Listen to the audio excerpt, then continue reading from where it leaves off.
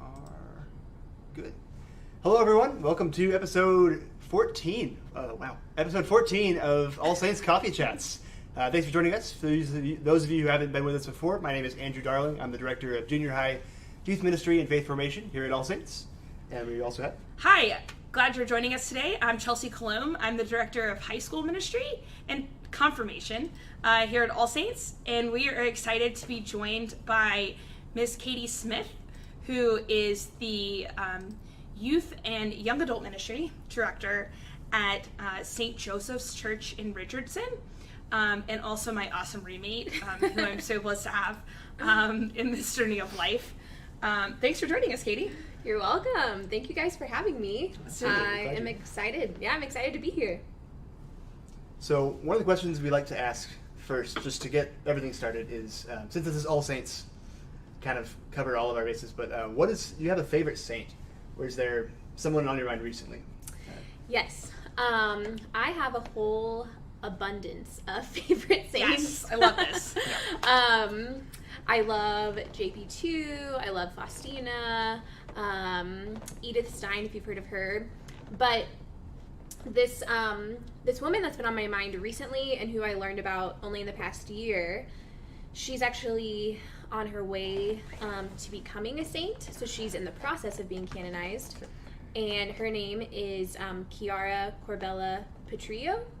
Okay. So she recently passed away in 2012. Oh, wow. She has a similar story there's definitely similarities to St. Gianna Molla, if y'all have heard of her. Mm-hmm.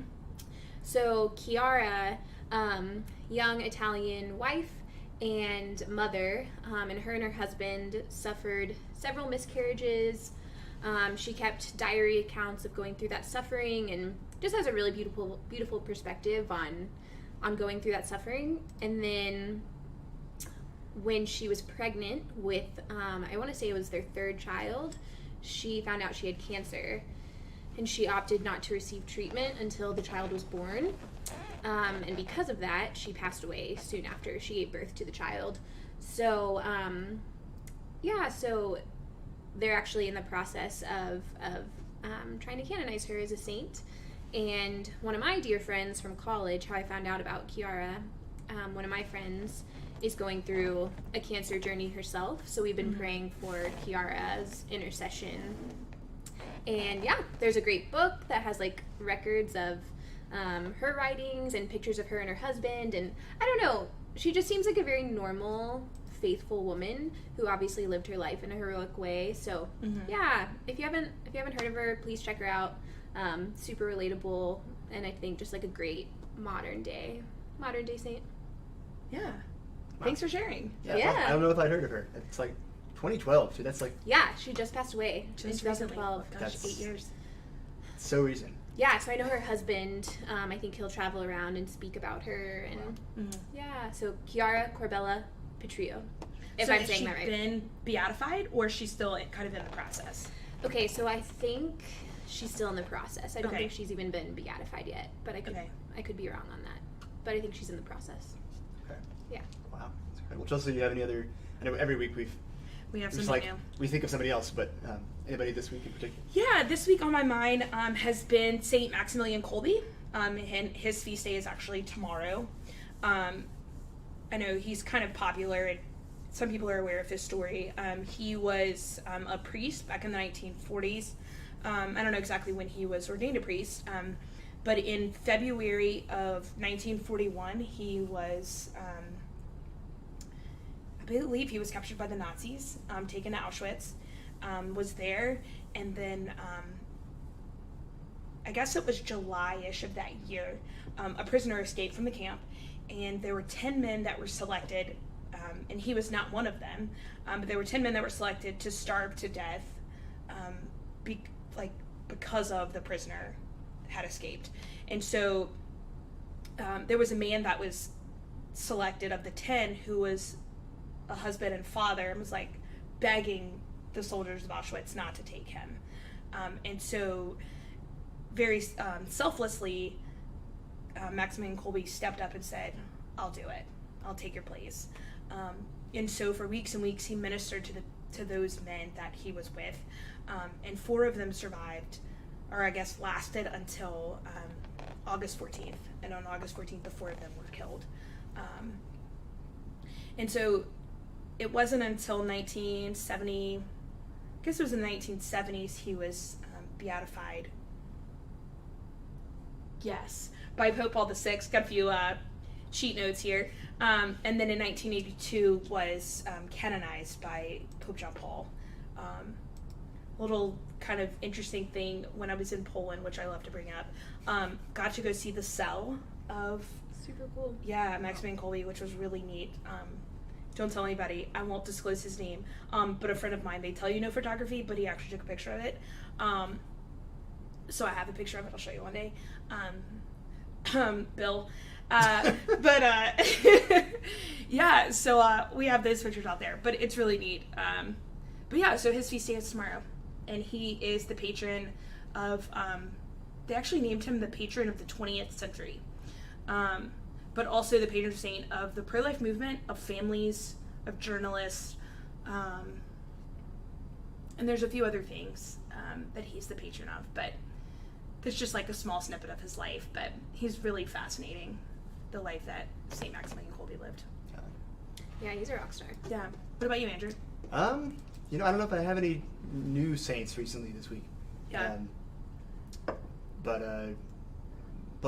So John Paul II, somebody else has been just thinking about it a lot, but I've mentioned him before. I mentioned him earlier, so. But he's still pretty cool. You should look him up. If you don't know anything about him, he's very cool.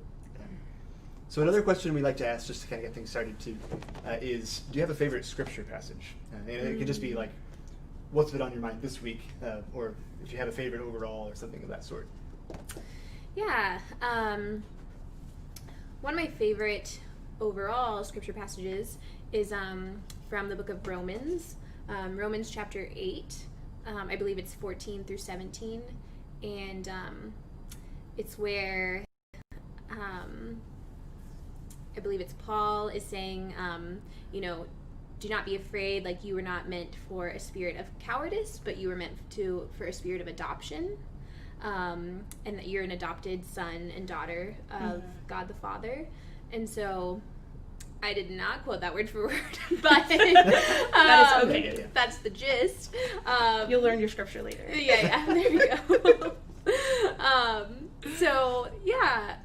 That's definitely one of my favorites. I think just because there's been different points in my life where I've struggled with fear, or I've been nervous about situations, and I think that verse I just find a lot of comfort in, because it just comes back to our main source of identity, of being beloved children of God, and what we were meant for. We were meant for the spirit of adoption, and that's our identity. We weren't meant to be enslaved by fear, anxiety, which I think is super prevalent even during this time. But yeah, probably since high school. I really love that verse. That's awesome. That's a good one. Yeah. What about you guys? Chelsea? I don't know if I have a new one, but kind of the one that always kind of comes back to me, it's one of my all-time favorite, and I think I've talked about it before here, is in the Gospel of John, the 10th chapter, and I know it's quoted differently in every Bible because every translation is different, but essentially that Jesus came that we might have life and have it abundantly, and just in that, the reminder that no matter what we're going through and what may draw us away, and the voice, all those extra voices in the world that are kind of distracting us, that we have to kind of hone in and redirect ourselves to his voice, the voice of the Good Shepherd, and that that's really all he wants for us, is the abundant life, and that he will give it to us no matter what we really think is going to happen along the way. Yeah. No, that's awesome. Yeah. What about you, Andrew? What I've been thinking about a lot recently, I forget if I'm not wearing the shirt right now, but I went on an awakening retreat earlier, just I guess 6 months ago now. That's 6 months ago. And the verse for that was Romans 12, 1 through 2. Do not be conformed to the, I'm going to botch it, of course, after I cite the number and everything. So do not be conformed to this age, but be transformed by the renewal of your mind, that you may know what is pleasing and perfect to God. Mm-hmm. And again, that's not quite right, but the general idea, it's something that just it's what I've been thinking about for no particular reason, but just it's a good one to be thinking about. Yeah. Romans. There's been another one on my mind, I think, with the pandemic, also from Romans. Okay. I believe it's Romans chapter 8, where it says, the Lord can work all things for the good of those who love Him. Mm-hmm.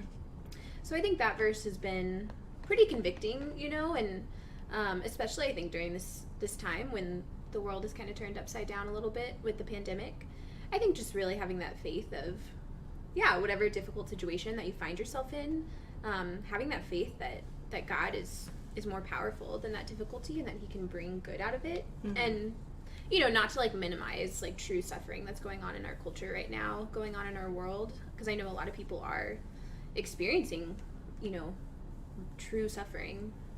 But, I find a lot of consolation in that verse of, don't forget, Katie, don't forget what God can bring out of difficult situations that you might be enduring right now, that He can bring good out of all things, which is crazy to think about. Yeah. So, it's a good one. Thanks for sharing. So tell us about your role at St. Joseph's.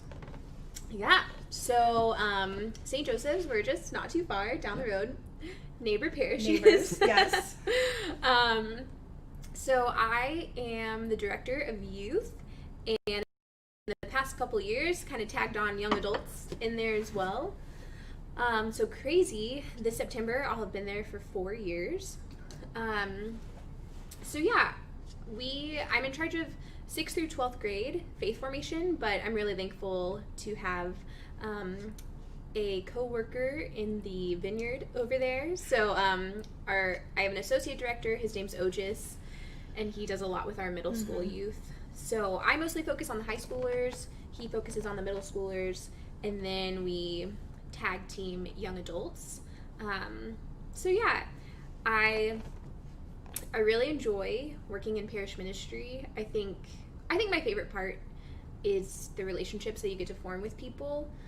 I think the thing when it comes to youth and young adult ministry is you can easily get overwhelmed if you try to do everything yourself. Mm-hmm. So we've been really fortunate to have awesome volunteers, great core team members that help out with our youth. We have a young adult leadership team that I'm actually meeting with tonight and helps us to plan young adult events. I think sometimes, I'm sure you guys know this, working in ministry, it's easy to want to take on everything by yourself and be okay, we're gonna do this, we're gonna evangelize the world and bring the good news to everyone, and which is great. But I think the longer I've been in ministry, I'm realizing the importance of, don't be afraid to focus on small numbers of people and really invest in small numbers of people. Taking the example of Jesus, the way that He really invested in his 12 disciples, that sometimes that's the better long-term game than, can we get hundreds of people through the door. So I think I'm really grateful just to be surrounded by good people at St. Joseph's. Mm-hmm. Yeah, we kind of had a similar conversation the other day talking about how we get so wrapped up often in those numbers, but in Jesus only discipled the 12, and really kind of, if you look even closer, He kind of really only discipled 3, and it's relying on those that we've almost commissioned in a way to go out and kind of encourage that, how do we teach them to go share the gospel as well. Absolutely. Yeah, that's awesome. So how did you end up in Dallas? Are you from this area? Are you what was your journey the last couple of years getting to St. Joseph's? Yeah, so no, I did not grow up here. I grew up in College Station, Texas, home of the Aggies. I am an Aggie, so rivals. It's okay. I'll accept you as a Tiger. Go Tigers. We'll see if we play each other in football. Right. Who knows? Who knows? Grew up in College Station, went to Texas A&M for college, And then after college, I actually went to serve as a missionary with Net Ministries. So I served at a parish in St. Louis for a year on a team, and then ended up moving to St. Paul, Minnesota for 2 years to work for Net up at the headquarters in St. Paul. And then in 2016, I'd spent 3 years with Net and really loved my time with Net. But also just really wanted to be close to my family again. Mm-hmm. So my parents actually grew up in the Dallas area, which, fun fact, I was actually baptized at St. Joseph, which is crazy. Wow. So that's wild. Yeah, wow. Full circle. Yeah, so it was the parish that my grandparents belonged to, and so my parents had me and my siblings all baptized there. And so when I was job searching, I decided on Dallas because I had a larger family community here. And so when I was job searching and saw St. Joseph listed on, the diocesan website, I was like, wow, like, wouldn't that be crazy? So that's kind of, in short summary, how I got to be here. Wow, that's crazy. You were baptized I didn't know that. Wow. Yeah. Cool. So full circle. Yeah. Full circle. That's crazy. How it just comes around. You're like, wow. So what's NET? I know. I was like, I should explain NET for those that may not know about it. So NET stands for National Evangelization Teams. So it's a Catholic missionary organization that challenges young Catholics all around the country to love Christ and embrace the life of the church. Mm-hmm. So NET, they take young adults to serve as missionaries. So you just have to be between 18 and 28 years old to go and serve 9 months of your life. And so people do it at different ages. Like, I know a lot of people choose to do it right after they graduate high school. I chose to do it right after I graduated college. So, you go to Minnesota, and you're in training for about 5 weeks. So you go through 5 weeks of formation and training, which was really incredible. So they just bring you through this training of how do you really develop like a personal prayer life every day. You go through all these training talks of like, who is God, who's Jesus, who's the Holy Spirit, how do you bring the good news to young people. So there's a big emphasis on training of really cultivating your own relationship with God before you can go and try to bring the good news to all the young people for the rest of the 9 months. So that was the part that I really appreciated about NET, was like the emphasis they put on your own prayer life and your own relationship with God and having accountability in that area. And then everyone gets put on different teams, and some teams, they are called traveling teams or retreat teams, and they travel around the country in these 15-passenger vans with like a NET trailer behind the van, and they go to all different parishes and Catholic schools, and so they'll put on retreats. But I was actually on a different type of team called a Discipleship Team, and that's a team that is stationed at one parish or one Catholic school for the entire 9 months, and you just work within that community to really try to evangelize and build up the young people in the church.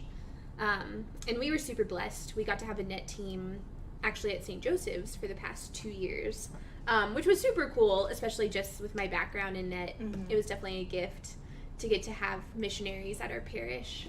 I loved my time with NET. Just great personal formation in the faith. And then I just got to meet really amazing young Catholics, like young adult Catholics from all over the country. And I still keep in touch with a lot of them. Even now we're all, kind of spread back out across the country. Just such a beautiful community there as well. It's a great experience. Yeah. To have that. Yeah. To live. So how cold was it in Minnesota during those months? Minnesota.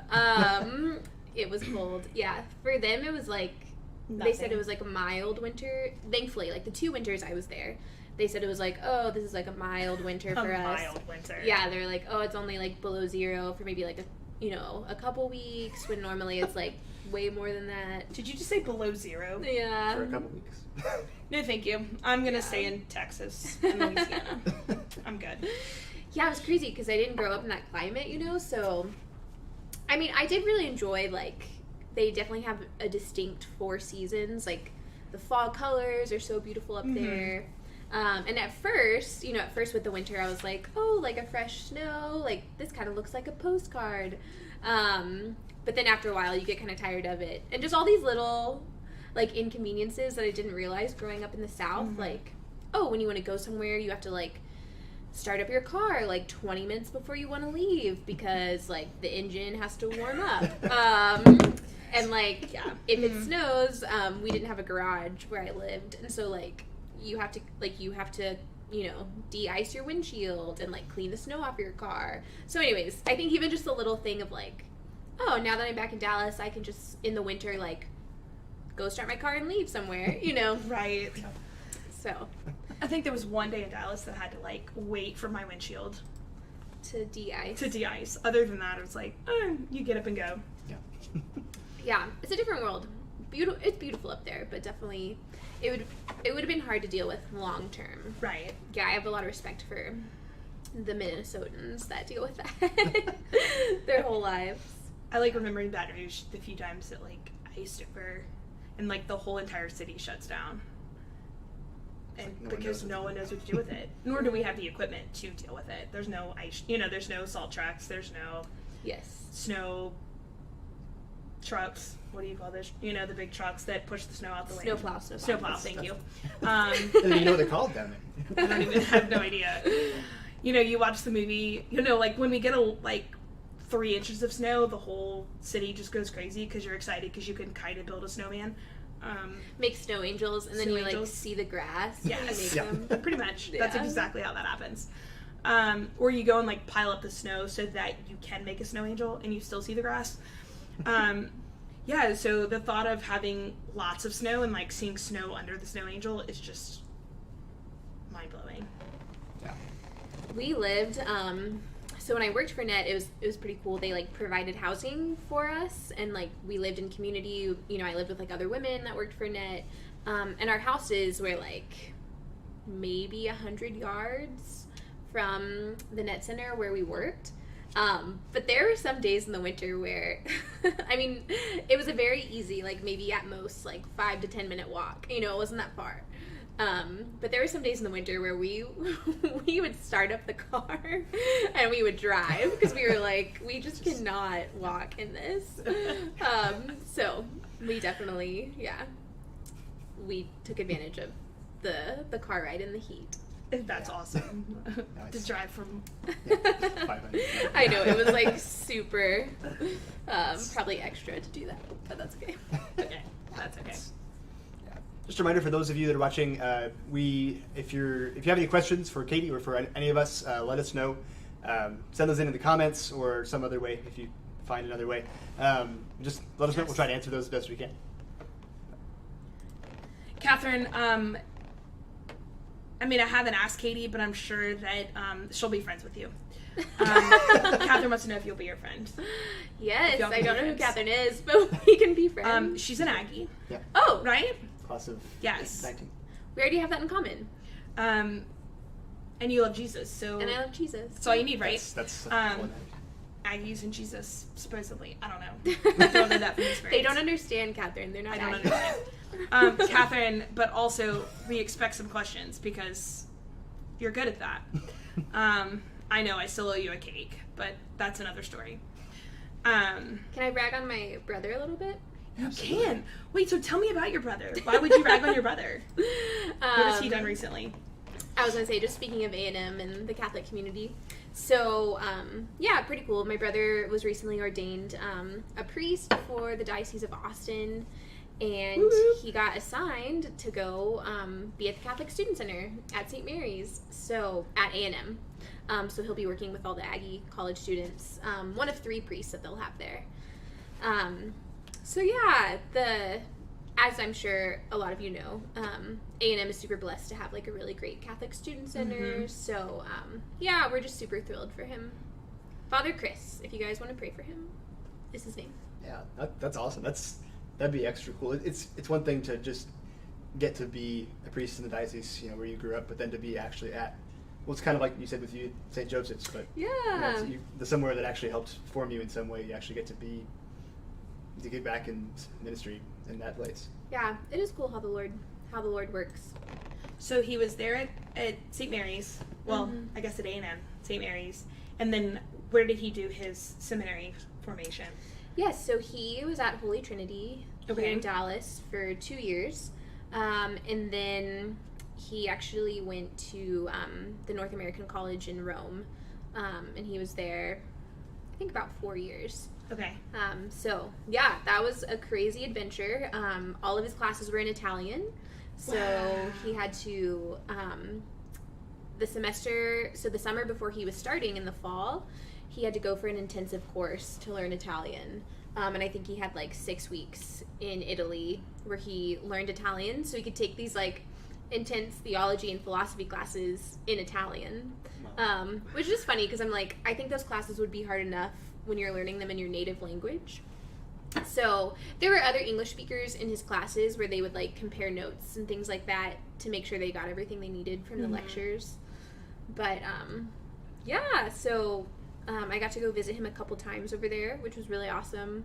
And it was also great having pretty close to fluent Italian speaker to like tour you around and stuff. Yeah. So, yeah. That's awesome. Well, congrats to all of y'all, and to him especially. We're praying for him. Thanks. Did you get to go visit him while he was? Yes. Yeah. So the last time I went to visit him was actually just this past fall. So October 2019. Me and my cousin, the two of us, we went for about 10 days to visit him. And yeah, it was just a really incredible trip. We got to go to St. Peter's Basilica at the Vatican, and we did the catacombs tour, like underneath, where you get to go to St. Peter's tomb, which was super powerful. When we were down there, they read the gospel of when Jesus gives Peter the keys to the kingdom.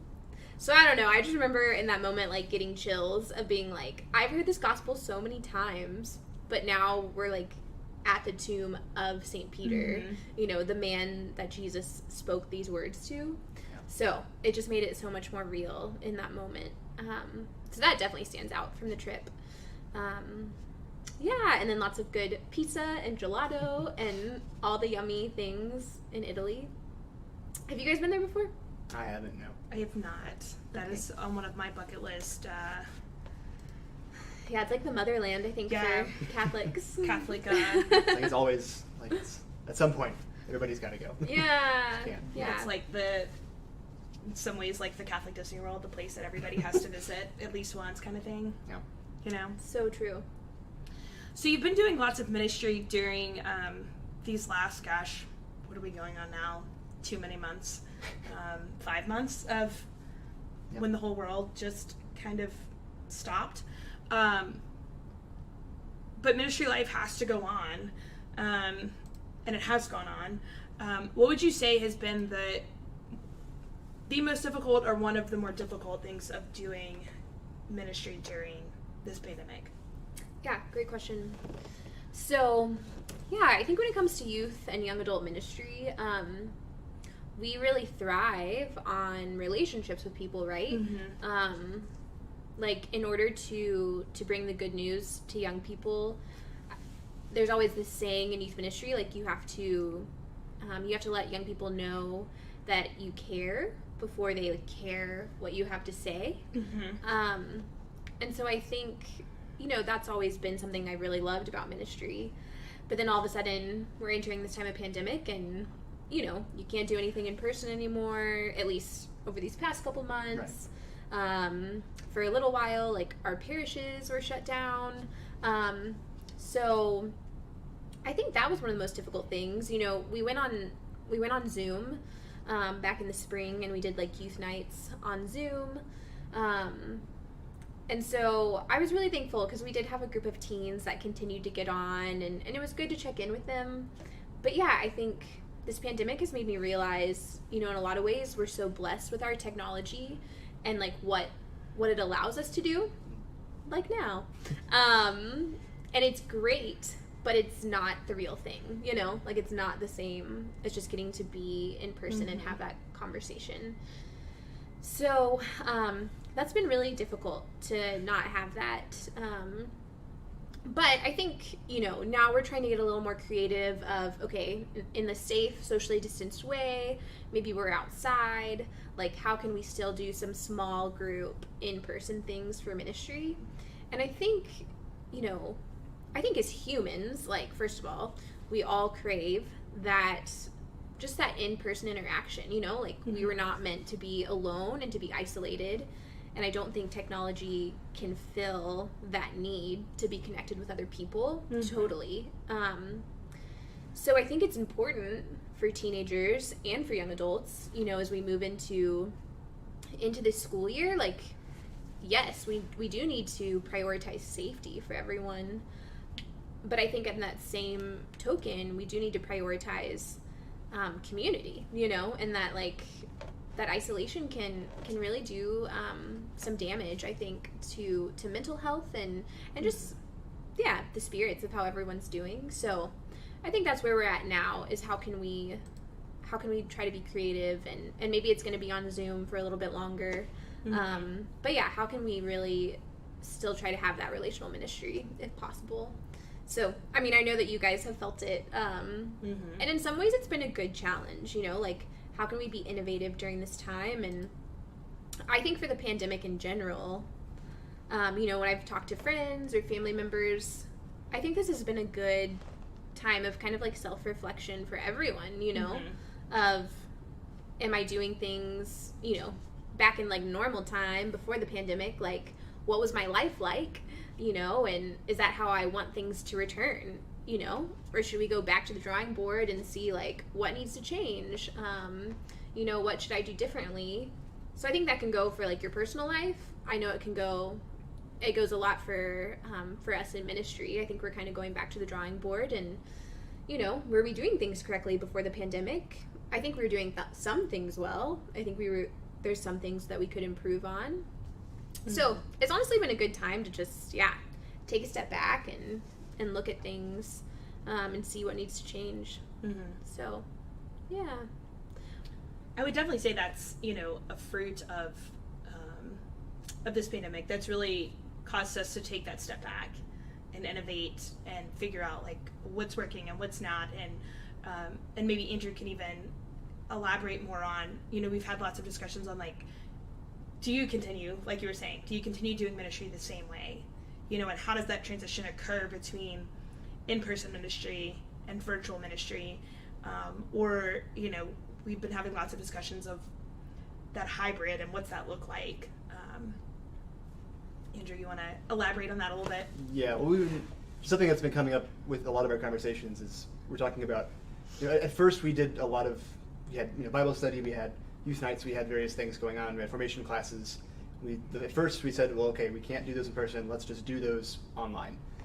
So we did, and that was great. But then, in a lot of our conversations, we thought about, like, how is it, it's not just the communication that's changed, it's the whole world for all of the kids and the young people that we're working with, but also for us. And it's not just like, let's just digitize what we're doing, we have to do it. We're working with different people now than we were. But yeah, finding, like you said, you went back to the drawing board. This is a perfect chance to kind of just redo some things and adjust everything, because we have to throw everything out the window anyway. We might as well try something that works.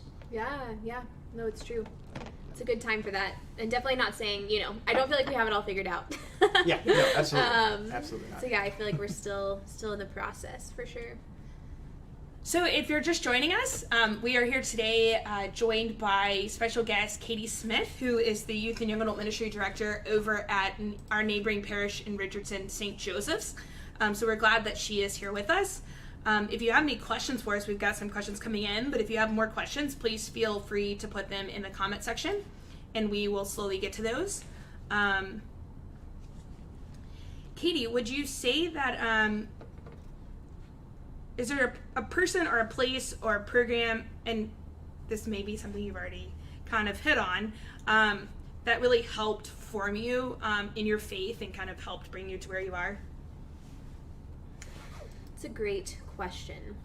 I think overall it's just been the communities that I think that I've been blessed to be a part of. So I think starting, it was my family community. So my parents did a great job of, taking us to Mass every Sunday, and just really, I think, instilling in us that the faith was important. And then I had a great high school youth group that really planted a lot of seeds of faith. I went to Steubenville youth conferences in high school, and I think some of those experiences just really opened my eyes to the beauty of the faith. And then the same thing with college and net ministries after college. I think I'm really grateful to the Lord, to the formation that I've been able to receive through these communities. And I've just been able to encounter people who were very authentic in their faith, and I think showed an authentic interest and care for me. But then also I could tell that they were people that were genuinely living out the faith. And so I think just that witness, and there's multiple people that come to mind of mentors that I've had, and That's great. What about you, Andrew? Yeah, I mean, there's a lot. Like you said, it's just a lot of individual people throughout, that I can think of throughout my life. Starting with my parents, and then just mentors and teachers and youth ministers and people of that sort. Especially my time in seminary, I had a lot of really great mentors and spiritual directors and people like that. But I don't know if I could say one particular program, but definitely youth ministry in high school was a big deal, and being in seminary was another really important kind of era in my life. Yeah. But Chelsea, do you have any specific things that... Definitely my family growing up when it comes to the faith. If I look at what kind of, I think parish ministry, I would look at my family and how involved we were growing up, and it was very much instilled in us that the parishioners were the parish, and how important it was for us to give time and be involved in different ministries. And then if I look at specific youth ministry, I definitely think it was my involvement in the Diocese of Baton Rouge. It was a part of a high school youth group with the diocese called the Dawson Youth Board, which was 2 representatives from every parish in the diocese. So there was around 100 of us on this youth ministry. And so it was that.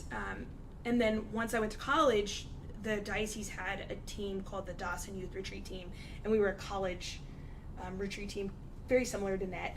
And we would travel around to the parishes doing confirmation retreats and high school retreats and middle school retreats throughout the diocese. And so that group, both of those groups were very formational, and really gave me that desire to serve in youth ministry. That's awesome. Yeah. Yeah, why are we all youth ministers? That's a good question. It's a great question. Youth ministry. It's where it's at. I kind of feel like we all talked about, that God works in our own lives through youth ministry. So I feel like that could be a big part of it. Yeah. I definitely think so. And I think that desire to connect with young people and seeing the fruits of those relationships that we had that were instrumental in our own lives, and being able to hopefully have some kind of impact on other young people, and realizing how fruitful those, they say young people are influenced by 5 adults in their life, and really how can we be a positive impact on other young people? I don't know, not to speak for you guys, but it's kind of the way I've kind of looked at it. Yeah, for sure. You have other questions coming in as well, but... Yeah, we have lots of questions coming in. Okay. We can either answer this one or we can just laugh at it, because I just gave it a ha-ha on here. How much bread and baked goodies have y'all consumed during quarantine? I don't know if we're going to disclose that information. I did take up baking during quarantine. It was something, I like to follow steps in a recipe, and then it yields a product. So that is very good for my my temperament, personality, whatever you want to call it. So yes, I have learned to make bread that I have and various baked goods that I've shared with my fellow coworkers. You can ask them about it. And roommates. And roommates now. Thankful to great roommates. Katie Smith here and the great Allie Hoffman. Go check out Instagram if you need to know about that. Yes. So yeah, Chelsea and our other roommate Allie, they both bought Joanna Gaines' cookbook when it was on sale on Amazon. So now they may still be on sale if you need them. Magnolia's cookbooks. Yeah. So now they've been baking, which is like awesome, but also terrible at the same time because there's always like delicious baked goods in our house. So we have also taken up power walking. It's true. On the trails of Carrollton. to help with consuming all the baked goods. Yeah, moderation, right? Moderation. We live in a world of moderation. Yeah. On a more serious note,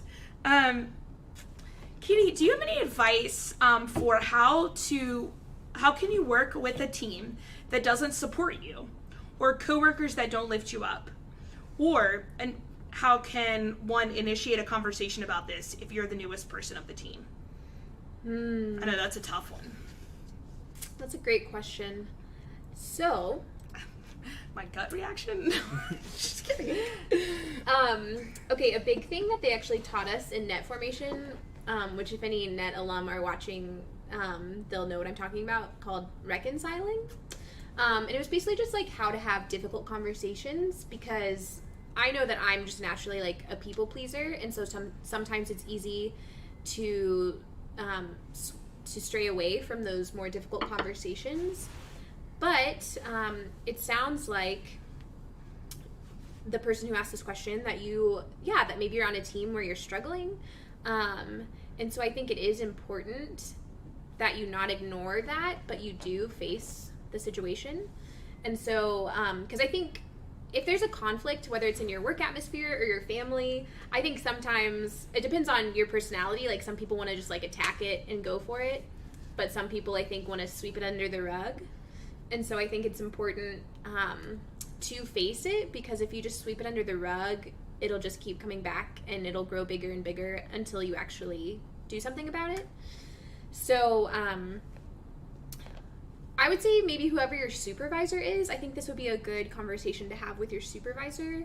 Or maybe if there's like one person on your team that's causing the most conflict with you personally.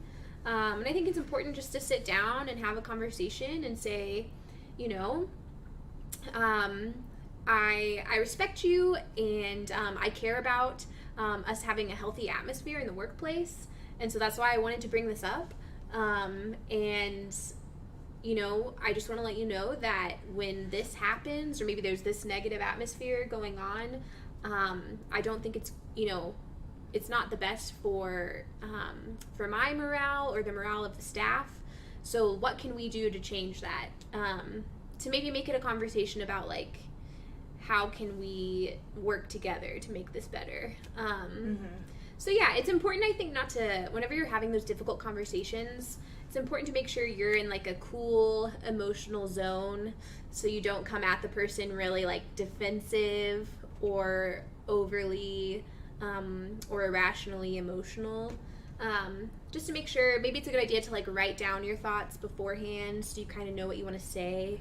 But yeah, working in a negative workplace, man, that can be really draining.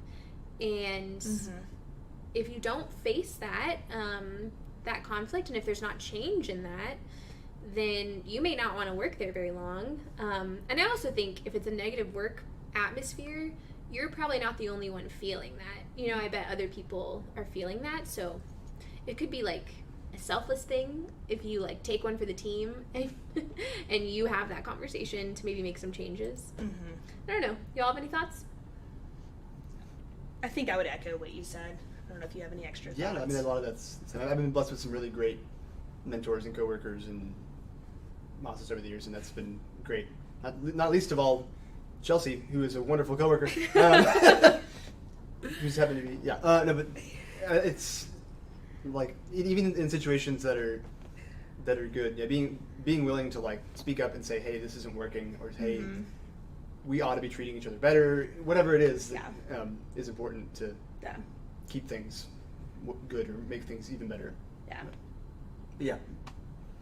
Any other questions coming to you? Hopefully that helped you. Yes. if you have other follow-up questions, I'd be happy to have further conversation with you. On to other questions. Oh, Catherine said to tell you that she is Emily Scamardo's old roommate. Ooh, okay. I know Emily. There we go. She and Emily are on the core team here. Sweet. That's awesome. That's cool. Yeah, core team, you're getting an email from me today. Look out for that. Shout out to the best core team in the Diocese of Dallas. Don't tell Katie. Whoa. I was actually just thinking, I was like, can I scout some of your core team? Like maybe see if they want to come join St. Joseph's? Never. Cannot talk to you. Do not talk to my core team. team. Just kidding. I want to say that I have the best core team in the Diocese of Dallas. When you're looking for core team members, when you're looking for volunteers, what have you found, or I guess who have you found are people that are willing to help out? And like, I guess, best question asking, like, or how would you encourage a volunteer to be a part of youth ministry? And like, if they're kind of nervous of helping out, what would you say to them? Yeah, great question. I think youth is one of those funny things where people either are like super gung-ho about wanting to help out with youth ministry, or it is something that makes them really nervous, and that's totally okay. But I would say, everyone brings different gifts to the table. So in youth ministry, we definitely need great small group leaders. And I feel like the gifts of someone leading a small group, it's not that you're a theologian or like a scholar of the faith, but I think the best small group leaders are people that just genuinely care for the teens, because the teens are going to feel most comfortable with someone who they know really cares about them. So, but then I would say, like, in my experience with volunteers, I've had people who, like, small group leading isn't really their thing, but maybe they're really gifted with, like, logistics. And so they can come in, they can really help me with like planning the logistics of a retreat or a youth night, or even planning a semester curriculum wise. I've had some volunteers in the past who are really great with technology, and so they kind of help get all the technology set up for the night. So I think that there's not like one mold, that makes a great youth ministry volunteer. I think even age-wise, like a lot of young adults help out with youth ministry, which I think is awesome. But I think even if you're not a young adult, then I think that adults of all ages, can bring gifts to the table. So yeah, I think if someone's nervous, I think it's good to contact the youth minister, maybe have a conversation with them. And then if someone wants to maybe lead a small group, but they're a little nervous about it, then I would definitely pair them up with like one of our veteran volunteers. So that way they can kind of be mentored by another volunteer, so they're not just like thrown into the mix of it. Because yeah, I think us as youth ministers, like our job, and I've learned this from mentors of mine, like our number one job is to help our volunteers be successful, so like whatever it takes to help you feel fully equipped to help out with youth. So yeah, if you're out there and you ever had this small desire to help with youth ministry or young adult ministry at a parish, and you're just not sure what your niche may be within the ministry, reach out to us, whether All Saints is your parish or you're at St. Joseph's. We may steal volunteers back and forth. But really, go help out with a ministry that's going to feed you, and reach out to us, either Katie or myself or Andrew or Paul, who's unable to be with us today.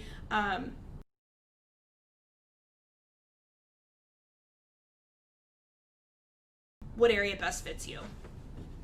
There's something for everyone. Do you want to move on to the lightning round, or do we have other... We have some other burning questions here? Yeah, we've got one more burning question. Okay, let's do it. Any thoughts, Katie, on, well, now that, you're throwing more questions in there, Catherine.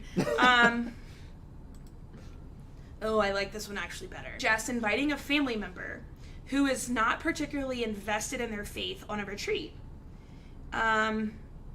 Especially kind of with the caveat of like, especially if they've rejected your invitation to go on a retreat / help with the ministry in the past. Great question. Yes, I think sometimes the toughest people to talk to about the faith can be our family members. Yeah, and I think that's across the board, so just know that you're not alone if you struggle with that, because I think these are people that maybe we've grown up with, and they know us, and they know our flaws, and so yeah, I think sometimes there can just be this awkwardness, about having that conversation with family members. So I think a good approach is to always definitely approach it with humility. We never really want to give someone the impression that we are coming from a place where we feel like we're better than them. Because I think any sense of that, and someone's going to be turned off and maybe get defensive. But I also think, it's not a bad thing, and it's a good thing to invite maybe people within your family that aren't very active in the faith to make that invitation, to not be afraid to make that personal invitation, because maybe they've been thinking about themselves, but they were just waiting for the invite from someone else. So, I think when it comes to inviting them on a retreat, especially if maybe they've rejected it in the past, I think it's always good to make sure that that you're investing in the relationship with them. So maybe have them over for dinner, or go to coffee with them, ask them about their life. How are they doing? So that way it's not just I'm only interested in whether or not you're going on this retreat, but make sure they know I'm interested in the whole person. And then give them a reason. Why do you think this retreat would be good for them? What do you think, what benefit would it bring to their life? And then I would say offer to go with them if you can. So that way, if they are nervous about, being the only, if they don't know anyone, try to be present with them there if you can. And maybe say hey, what do you have to lose by going on this? Maybe just pose it that way. And if they've rejected it in the past, maybe see if you can ask them why. Yeah. What have been your hesitations? That's what I would say. Yeah, no, I think that's great. I think either whether it's family members or non-family members, friends, or just even acquaintances that I've had conversations with, I think it's finding some aspect of the faith that they're interested in, whether it be a particular saint or just saints in general, that you can have that conversation with, or just some kind of book that they may be interested in that kind of opens the door, versus just trying to be okay, you need to do this and this is why. But it's okay, you're interested in, St. Maximilian Kolbe because you like the history of, World War II. Okay, cool. Well, here's an on-ramp to this conversation. So find some type of on-ramp for that, no matter who the person may be. Yeah. I don't personally have a lot of experience with invitation to retreats in this, but one thing that I think, and I'm just thinking of here, is I worked with the RCA at St. Elizabeth of Hungary 2 years ago now, as a practicum at the seminary, and so we one of the things that we had our mentors at the seminary who were kind of prepping us on what to do, and then also our mentors at the site actually helping us do those things.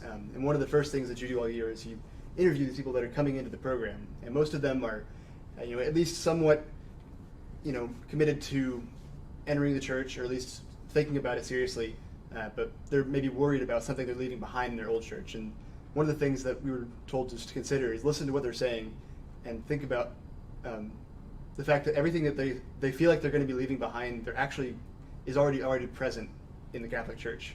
And I just feel like that image of reminding them that whatever you're looking for, you're going to find. You may not find it here in the same way, but the things that you really need and want and are looking for, God's going to provide those. And it may not be the case that this retreat is going to fix your spiritual life or fix your life or anything, but it's the sort of thing you remind somebody that just what you're already looking for. Don't even have to mention your relationship or anything. Just consider that God's maybe trying to answer that by giving you this experience. Mm-hmm. That's a great point, Andrew. I think a big part, you said the word listen, make sure you're listening to them. I think that's a big part of evangelization, honestly, Mhm. is, listening, really listening to someone and just seeing where they're coming from, seeing where they're at. I think that sometimes is a lost art in our culture sometimes, so. Well, Katie, thanks for being with us. We do like to end our time with our guest with a lightning round. Well, sounds exciting. Lightning round. Here they are. Yeah, okay. I was like, where did they go? All right. So, I think we're going to start these with, so we're going to let you go first, and then Andrew will answer, and then I'll answer. Okay. I'll start off a little easy. Are we ready for this? Are we timing this today? I'm going to watch. I'm using my phone as a camera, so Okay. You're going to watch your clock? Okay. Yeah. All right, here we go. You ready?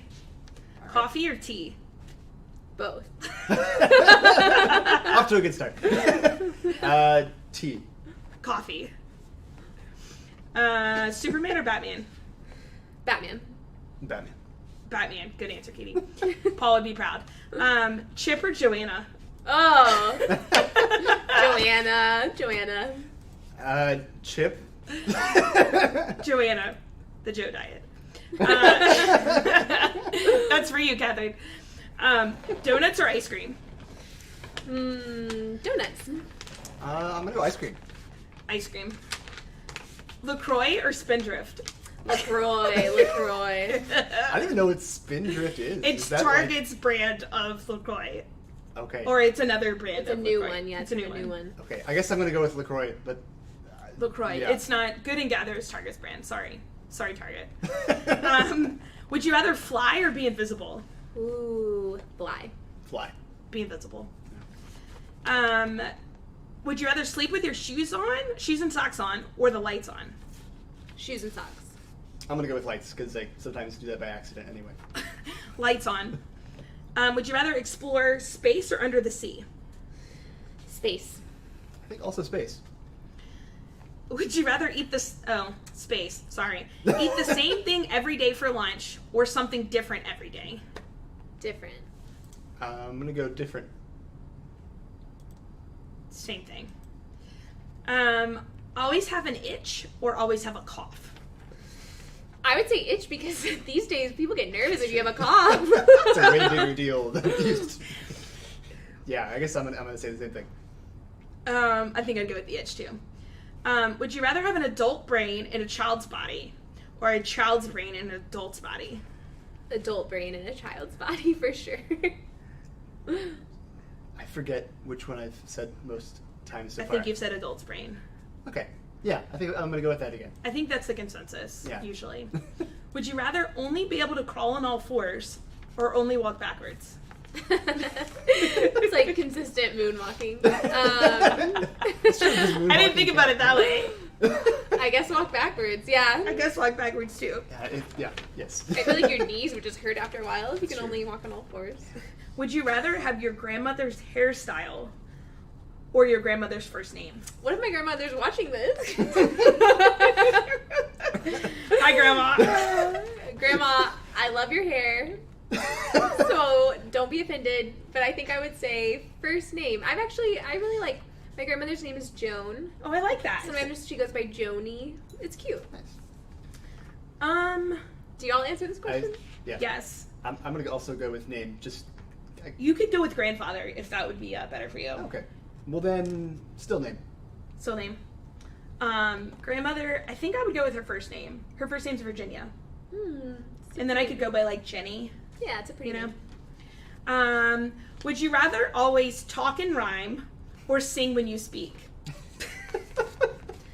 Sing when I speak. I like hum a lot anyways, so yeah. I guess, I'm going to go with singing just because, like, if you could sing well, if you could pull that off, but if you rhyme all the time, it just gets annoying. I think I'd rather just sing when I speak. I think so too. Okay, last one. Would you rather always have the same song stuck in your head or always have the same dream at night?